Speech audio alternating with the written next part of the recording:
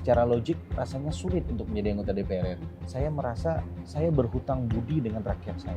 Jadi saya belajar dari dia, saya bikin warung juga. Warung Rifki ini? Warung dari Karsa. Kita kan terbantu banget nih sama medianya DPR ya. TV Parlemen. TV Parlemen kita ini, karena setiap kita sekarang rapat itu udah terbuka banget. Yang dianggap kurang baik masuk pasti DPR tuh. Partai politik sama aparat penegak hukum ini udah pasti nih. Baik Pilpres maupun Pileg, itu kan aktornya adalah para politisi. Keikutsertaan publik sekarang makin tinggi. Boleh jadi ketua-ketua umum kita ini sebagian kan menteri juga, bagian dari eksekutif. Tapi kita tidak boleh kehilangan marwah martabat untuk melaksanakan checks and balances.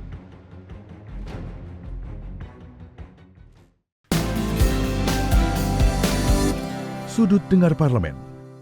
Hai, kamu lagi nonton dan mendengarkan Sudut Dengar Parlemen bareng Nadia Kanaya tentunya. Nadia di momen kali ini, di episode ini mau ngobrol sama yang masih segar-segar ya kan. Di tanggal 1 Oktober nanti kita akan ada pelantikan anggota DPR RI baru di periode 2024-2029. Nah, sudah ada nih yang terpilih menemani Nadia di periode 2024-2029. Di sini ada Bapak Muhammad Rifki Nizami Karsayuda dari fraksi Nasdem. Betul. Dari fraksi Nasdem ya, ini ya, yang sekarang. Nah, apa yang berubah bisa dicari, di browsing aja. Mau ngobrol-ngobrol nih Pak, Baik, soal Nadia. Kenapa mencalonkan lagi menjadi anggota DPR. Karena waktu itu kita sempat ada talk show sama Bapak kan juga menceritakan kalau tantangannya menjadi anggota DPR itu cukup berat. Ya. Tapi Bapak kembali lagi mencalonkan. Iya, politik dinamis. Saya mundur dari DPR RI ini bulan Oktober 2023 yang lalu. Jadi ini udah 11 bulan, jelang 12 bulan. Dan dalam perjalanannya sebenarnya saya nggak mau ikut pileg lagi. Oh, nggak mau tadinya? Nggak mau ikut pileg karena saya mempersiapkan diri waktu itu mengikuti pemilihan gubernur Kalimantan Selatan. Oke. Tapi kemudian kalkulasinya nampaknya agak berubah. Kawan-kawan mendorong untuk kemudian ikut pileg lagi. Dan tahun ini nampaknya qadarullah rezeki saya jadi anggota DPR RI untuk periode kedua melalui partai yang berbeda. Sebelumnya saya dari PDI Perjuangan, sekarang dari Partai Nasdem. Tantangannya masih sama ataukah ada tantangan yang berbeda nih di masa kampanye kemarin sampai akhirnya terpilih? Saya merasa di pemilu kedua saya ini tantangannya tidak seberat pemilu yang pertama. Oh gitu? Ya mungkin boleh jadi karena saya dikategorikan sebagai petahana ya. Sebagai orang yang pernah menjabat sebagai anggota DPR RI, saya menjabat DPR RI 4 tahun. Dan waktu antara saya mundur dengan hari pemilihan itu kan hanya sekitar November, Desember, Januari, Februari 4 bulan. Ya. Sehingga kemudian kerja-kerja saya di gedung DPR Senayan ini nampaknya masih diapresiasi oleh masyarakat di dapil saya Kalimantan Selatan 1, yang itu berimbas pada semakin baiknya dukungan pada 14 Februari 2024 yang lalu. Sebagai pembanding Nadia, 2019 yang lalu saya ini kursi ke-6 dari 6 kursi di dapil saya. Sekarang alhamdulillah saya naik menjadi kursi kedua dari 6 kursi yang ada. Wow, berarti lonjakannya cukup tinggi ya? Cukup signifikan. Pak, tapi Bapak ini kan cukup, apakah ini efek lain dari kan selama ini Bapak cukup banyak turun langsung ke anak-anak muda, ke masyarakat khususnya anak-anak muda dan mendengarkan aspirasi mereka. Apakah dengan cara itu juga menjadikan kayak sebagai salah satu cara akhirnya Bapak menabung istilahnya aspirasi mereka untuk kemudian mempermudah Bapak untuk memilih di periode 2024-2029 ini? Iya Nat, saya ini orang kampung ya, saya anak yatim, bapak saya udah nggak ada, udah lama, dan ibu saya cuma guru SD. Kami ini berasal dari keluarga yang sangat sederhana, yang secara logik rasanya sulit untuk menjadi anggota DPR RI. Jadi anggota DPRD kabupaten aja rasanya udah nggak bisa gitu, karena penuh keterbatasan. Tapi Tuhan Maha Baik, saya dihantarkan dulu 5 tahun lalu, usia saya 36 tahun, saya menjadi anggota DPR RI. Sekarang usia saya 41 tahun, menurut saya ini usia yang relatif cukup muda, walaupun tidak muda-muda amat karena banyak adik-adik saya yang usia 23, 25, 27 bahkan kepala 3 di gedung ini. Tetapi dengan latar belakang yang seperti saya ceritakan tadi, saya merasa saya berhutang budi dengan rakyat saya. Karena mereka sangat baik dengan saya, mengantarkan saya kepada sesuatu yang di luar ekspektasi saya. Bisa menjadi anggota DPR RI. Karena itu dalam 5 tahun yang lalu, dalam periode 2019-2024, saya tuh paling lama setengah bulan sekali pulang ke dapil. Biasanya setiap minggu saya pulang. Dan setiap saya pulang itu sudah terjadwal. Saya turun kemana, mengunjungi siapa, program apa yang saya bawa. Jadi saya tidak pernah menunggu reses. Saya tidak pernah menunggu waktu kewajiban saya turun. Setiap minggu saya pulang. Dan alhamdulillah itu berbuah manis di 2024. Oke, berarti Pak, apakah sistem yang Bapak terapkan pulang ke dapil tidak harus menunggu masa reses akan Bapak lanjutkan untuk periode selanjutnya? Akan saya tingkatkan. Akan saya tingkatkan. Berarti yang berada di dapil, ini dapilnya berarti Kalimantan Selatan 1 tetap. Oke, berarti yang ada di dapil Kalimantan 1 nanti akan lebih sering bertemu dengan Pak Rifki Nizami ya. Saya punya warung kopi di kampung, jadi saya sangat tertarik itu. Iya, saya melayani rakyat saya sambil bikinin kopi, saya duduk di situ, gitu. Ngobrol bareng di situ. Saya punya senior kan di gedung ini namanya Bung Rano Karno. Saya itu terinspirasi, dia punya warung sidul. Warung sidul. Kalau kita Sabtu Minggu ke rumahnya, walaupun itu bukan dapilnya, karena dapilnya kan bersempadan dengan Jakarta ya. Iya. Dapilnya di Banten. Betul. Konstituennya datang. Dia layanin orang senang gitu. Jadi saya belajar dari dia, saya bikin warung juga. Warung Rifki ini? Warung dari Karsa namanya. Oh, dari Karsa. Nama saya kan Rifki Karsayuda. Oke, dari Karsa. Dari yang mereka datang ke tempat ngopi itu, sebenarnya kalau dari anak-anak muda nih, aspirasi paling besarnya apa sih Pak yang mereka sampaikan ke Bapak? Saya tidak mendekotomikan muda tua ya.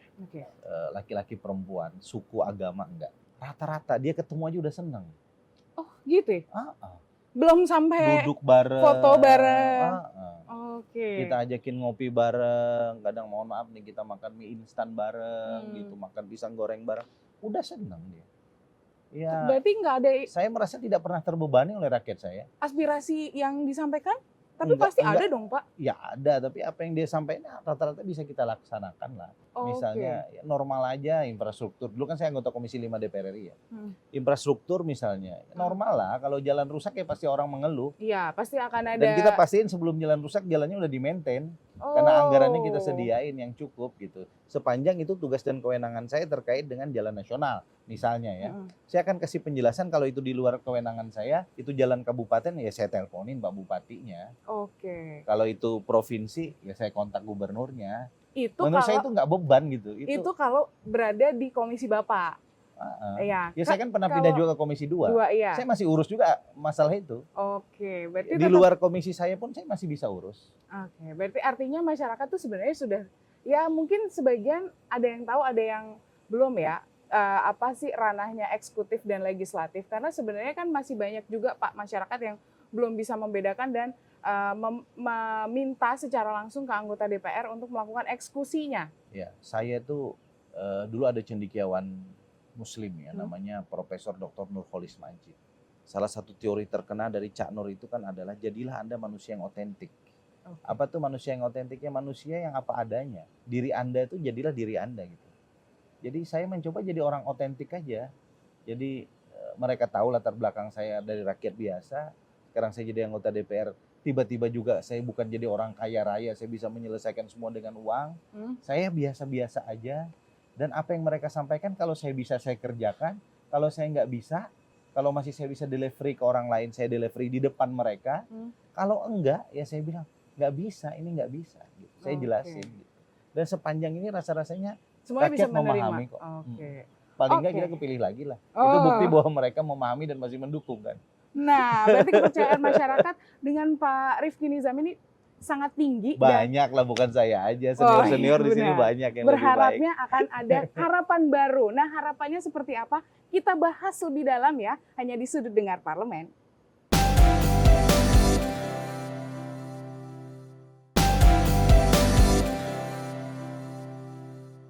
Kembali lagi di Sudut Dengar Parlemen bareng Nadia Kanaya dan Pak Rifki Nizami Karsayuda yang sudah menemani Nadia menikmati halaman luas yang ada di DPR Nusantara 3 ya. Penasaran ya, boleh besok main-main ke sini ya Pak Iya, ya. keren. Keren ya? Saya tinggalin setahun nih, gedung makin keren. Nah, nanti Berarti kalau dulu ada nggak keren gara-gara saya, Oh, jangan-jangan. bukan dong. Nanti akan ada Bapak semakin keren dong harusnya dong. Nih tadi kan kita udah ngobrolin soal masyarakat yang Bapak terima di, Iya, iya. Di warung kopi saya. tempat kopi Bapak. Iya. Pastinya di situ ada pembicaraan ya kan Hmm. Pak. Nah kalau dilihat sendiri kan kita ini sebenarnya sudah mulai keterbukaannya sudah sangat lebar. Betul. Contohnya Bapak saya sangat terbuka dengan menerima masyarakat. Iya. Kritikannya begitu mungkin banyak juga yang pasti ada kritikan yang sampai Iya. ke Bapak. Iya. Dari yang beberapa waktu lalu ada permasalahan di DPR dan itu kan dari hasil survei tingkat kepercayaan masyarakat ini menurun dengan DPR. Bapak menjadi anggota DPR terpilih, apakah ada rasa beban untuk mengembalikan kepercayaan dan kalau iya, bagaimana yang akan Bapak lakukan untuk mengembalikannya? Ya tadi saya menjadi manusia otentik aja. Oh, menjadi otentik adalah yang terbaik ya kan? Tugas kita adalah membangun akuntabilitas dan transparansi kepada publik ya. Saya kebetulan orang yang sangat percaya dengan teknologi informasi. Karena itu misalnya Instagram saya itu sengaja saya set up begitu saya dilantik. 2 Oktober 2019 yang lalu, karena 5 tahun lalu bukan tanggal 1, tanggal 2 pelantikannya. Itu saya hidupkan akun Instagram pribadi saya. Saya menjadi adminnya sendiri, saya melayani sendiri masyarakat saya. Instagram saya itu berkembang biak dari 0 pengikut, sekarang sudah hampir 50.000 pengikut. Oke. Tanpa saya menggunakan endorsement dan lain-lain gitu. Dan itu cukup aktif saya gunakan untuk membangun transparansi dan akuntabilitas kinerja. Misalnya, saya sedang ngobrolin soal dapil saya dengan mitra saya, dengan Menteri A, Menteri B, Menteri C misalnya. Di komisi saya. Itu video yang kebetulan, kita kan terbantu banget nih sama medianya DPR ya. TV Parlemen. TV Parlemen kita ini, karena setiap kita sekarang rapat, itu udah terbuka banget. Rakyat udah bisa mengakses langsung melalui streaming TV kan. Yes. Nah itu biasanya staf saya dipotong, kemudian kita munculin di Instagram dan di media sosial yang lain, dan itu secara natural Nadia. Biasanya rakyat saya tuh ngedownload. Dari mana saya tahu dia ngedownload? Itu paling lama 3 jam setelah itu udah nyebar di WA group di Kalimantan Selatan. Wow. Tuh. Jadi menurut pandangan saya, ini perkawinan antara ketulusan, keinginan anggota DPR bekerja dengan baik sebagai seorang politisi, dibantu dengan akuntabilitas dengan media dan teknologi sekarang yang seperti ini, itu cara kita membangun kepercayaan publik. Bahwa publik itu masih memandang minor institusi politik, bukan hanya DPR tapi juga partai politik, itu menurut saya hal yang lain. Tapi tugas kita, lakukan yang terbaik yang kita bisa. Dengan tanpa dibuat-buat, otentik aja, apa adanya aja. Nanti kepercayaan publik itu akan masyarakat bisa melihat dan kembali untuk menjadi. Jadi kan begini, kalau kita survei ya, pasti jawabannya misalnya institusi terkorup masuk DPR, masuk partai politik, yang dianggap kurang baik masuk pasti DPR tuh, partai politik sama aparat penegak hukum ini udah pasti nih. Tapi di sisi yang lain, kalau kita melaksanakan pemilu, baik pilpres maupun pileg, itu kan aktornya adalah para politisi. Keikutsertaan publik sekarang makin tinggi yang milih. Jadi pada sisi lain dia bilang nggak baik, di sisi yang lain juga dia mereka bisa menerima. ikut serta dalam tanda kutip pesta pora elektoral di pemilu itu. Ya, saya kira ya ini dinamika kita berbangsa dan bernegara, ya kita terimalah, dan kritik itu baik kok. Karena kalau kita nggak dikritik di sini nanti kita nggak pulang tiap minggu. Kita nganggap ya udahlah santai-santai aja, ntar juga paling kepilih lagi gitu. Kalau nantinya di 2024-2029 ini Pak, kalau kemarin kan di Komisi 5, kemudian di 2, harapannya di komisi berapa nih? Nggak tahu, kalau itu kan domainnya fraksi, bahkan domainnya ketua umum.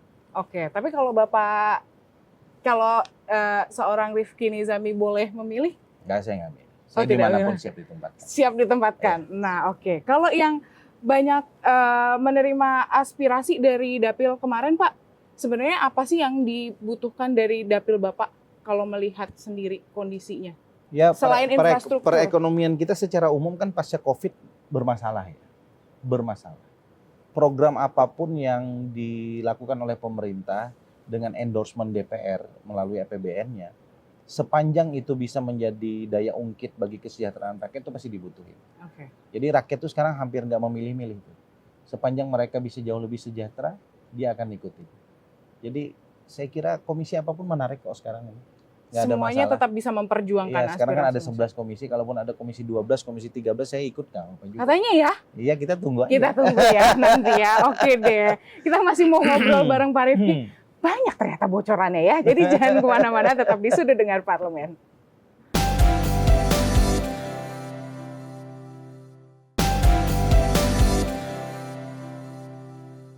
Kembali di Sudut Dengar Parlemen bareng Nadia Kanaya dan Pak Rifki Nizami Karsayuda. Aduh, saya tuh sering banget loh ngeliat Instagram Bapak. Masa, Nadia? Bener-bener deket sama anak-anak muda. Karena saya sebenarnya pengen tanya, sebenarnya kalau anak-anak muda itu, kalau dulu kan banyak tuh yang antipati sama dunia politik. Kayak, aduh politik tuh kotor, politik ini. Kalau sekarang gimana kalau Bapak melihatnya? Di gedung ini 2019-2024 itu plus minus 30% yang muda. Muda itu apa definisinya? 40 tahun ke bawah.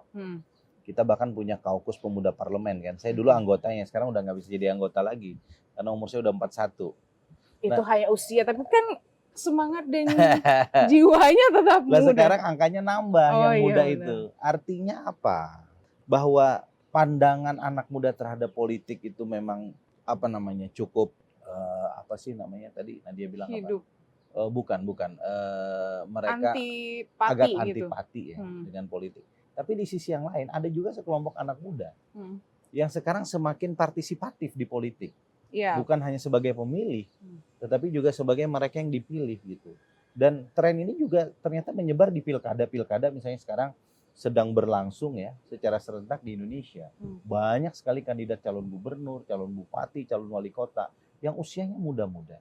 Sehingga menurut pandangan saya gitu, kalau anak muda itu antipati dengan politik, itu sesuatu yang wajar karena itu satu nafas dengan kritisme yang ada pada dirinya. Anak-anak muda ini kan kritis, biasanya juga sangat idealis, mereka menginginkan yang terbaik dari apa yang mereka lihat, dari apa yang mereka bayangkan gitu. Tetapi menurut pandangan saya, idealisme dan antipati terhadap politik itu akan jauh lebih bermanfaat kalau disalurkan dengan anak muda ikut serta dalam partisipasi politik.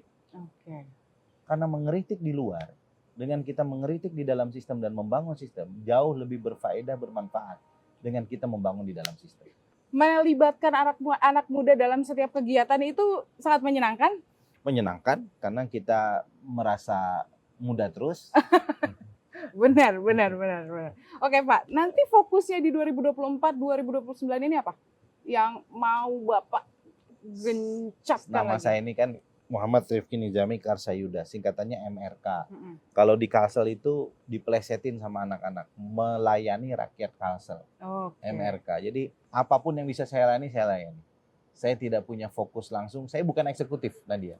Kalau saya eksekutif, saya pasti akan bikin program-program prioritas berbasis anggaran yang saya punya. Sebagai legislatif, tugas saya adalah memastikan seluruh program eksekutif itu bisa berjalan dengan baik, dan saya akan borong sebanyak mungkin program eksekutif di tingkat pusat ini untuk dapil saya Kalimantan Selatan tercinta. Oke, berarti itulah nantinya ya. Itulah nanti. Walaupun nantinya katakanlah kondisinya kayak tadi Bapak sampaikan, kondisi jalan yang rusak atau pendidikan mungkin ya, dan Bapak tidak berada di komisi yang bersangkutan dengan itu, akan tetap Bapak perjuangkan? Saya orang yang nggak pernah pelit bikin surat ke seluruh menteri di Republik ini.